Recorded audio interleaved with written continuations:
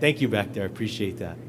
I want to thank Bill Garland and Dr. Bruce Jett for the opportunity to come and speak at this year's Innovator Corner. We're really excited about the product and the manufacturer that we're representing. So my name is Keoni Ford, and I represent Huihui. It's a Native Hawaiian organization. It's our nonprofit vehicle. My company is Dibs Hawaii Dry Ice Blasting, and we are working with ColdJet to introduce dry ice cleaning out into the field. So what we have is we have incredible technology that uses CO2 reclaimed from industry to go out into the field and clean non-destructively. So we're bringing finesse out into the field. I'm going to bring up Tyson Marlowe, who represents ColdJet, and he'll give you a brief description about the ColdJet equipment, and then we can talk about the discussion of how we can apply that to the needs out in the field for the warfighter. Next slide, please. All right, just a little bit about dry ice blasting. You got to think of a sandblaster, except we're using dry ice as the media. So we take particles of dry ice and accelerate them with compressed air to impinge on the surface, and as it hits, it sublimates directly from a solid to a gas. There are a number of benefits from that. The most unique one is that it just disappears on impact. We were featured on Modern Marvels on the History Channel a couple years back. I have a short video that gives a pretty good explanation of the process and how it works. Go ahead with the next slide. It should automatically play. You turn up the volume.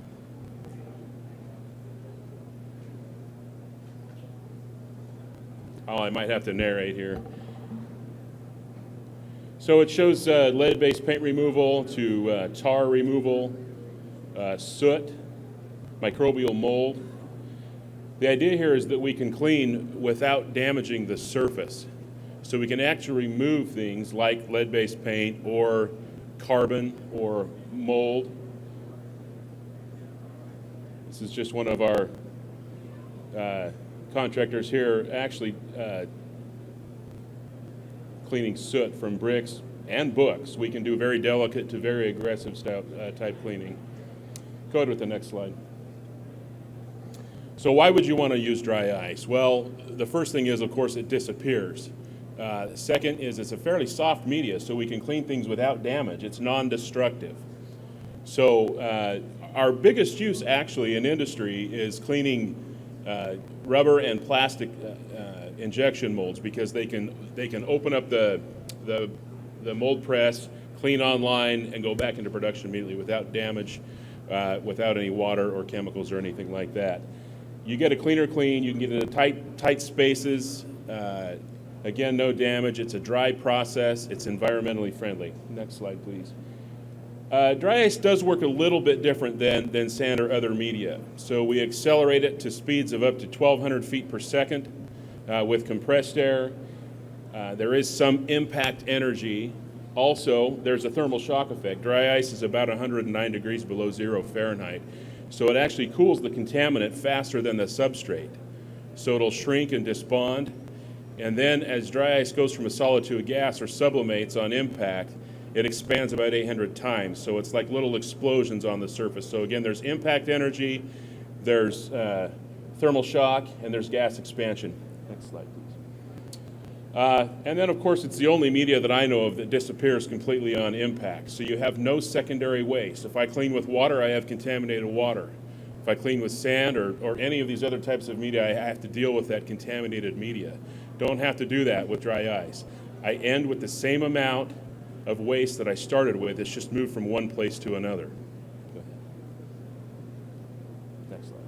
So dry ice is reclaimed off of some sort of refining process, CO2.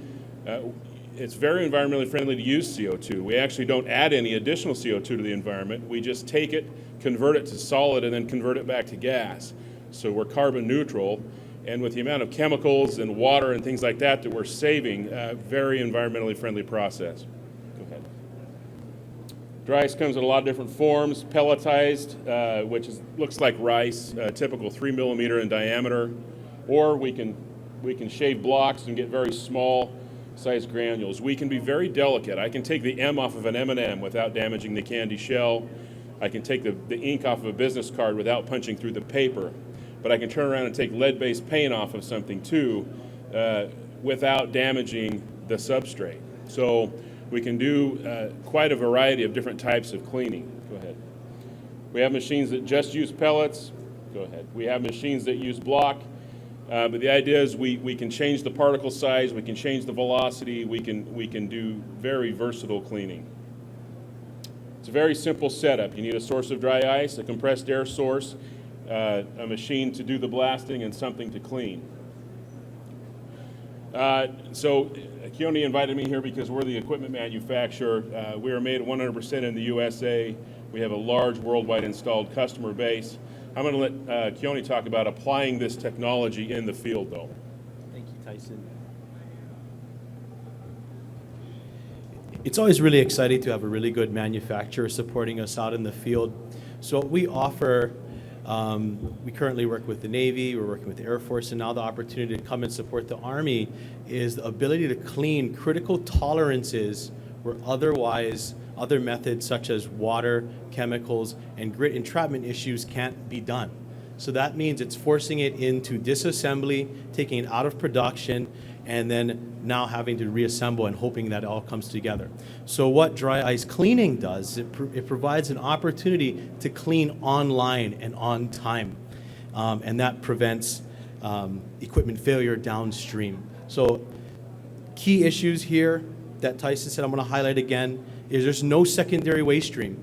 So that means if you're blasting 3,000 pounds of dry ice to clean a large area, let's say a vehicle needs to be decontaminated, electrical components need to be cleaned along the way. If we use 3,000 pounds of dry ice, we pick up zero because it just turns into a gas. So incredibly important in that effect. Also, there's no downstream effect, so no solvents running off, no water to go and drip down into electrical components. So these can be online while we're cleaning them. So really, we're focusing on finesse out in the field to support all entities.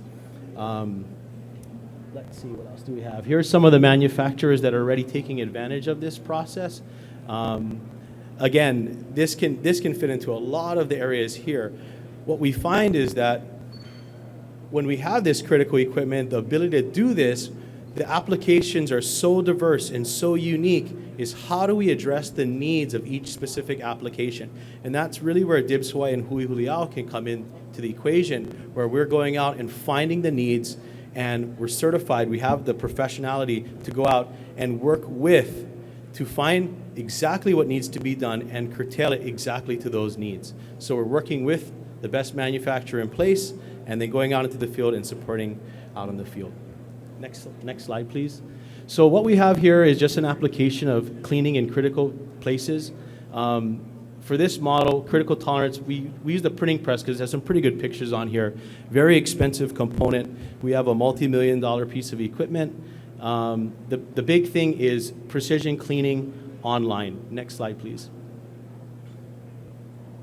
So no secondary waste stream, production uptime, minimized equipment downtime. So typically when you're cleaning a piece of equipment like this, it's going to go offline for up to a week. That means there's no production, and when you're doing it using heavy solvents, wire brushes, it takes a lot of man hours, and when you put it back, you're hoping that it's all going to work together. So you can see the before here. Next slide, please. This is the after. With no disassembly, we were able to achieve these results in 10 minutes. So that means these critical tolerances, all these set screws were able to be cleaned, and those critical sensitive adjustments could be made. So for that one section that you saw, typically would have taken 2 people 8 hours to clean that one section after disassembly, to scrub it, to get into all those nuances, all those little tiny areas. We were able to clean and move the piece of equipment online. You can see it's on. So we're moving all the moving parts as it's going. And while that's happening, no solvents are dripping down there. So that means when it came to print time again, there was nothing to run off into the paper. So that means they're getting ready to go right back out into the field.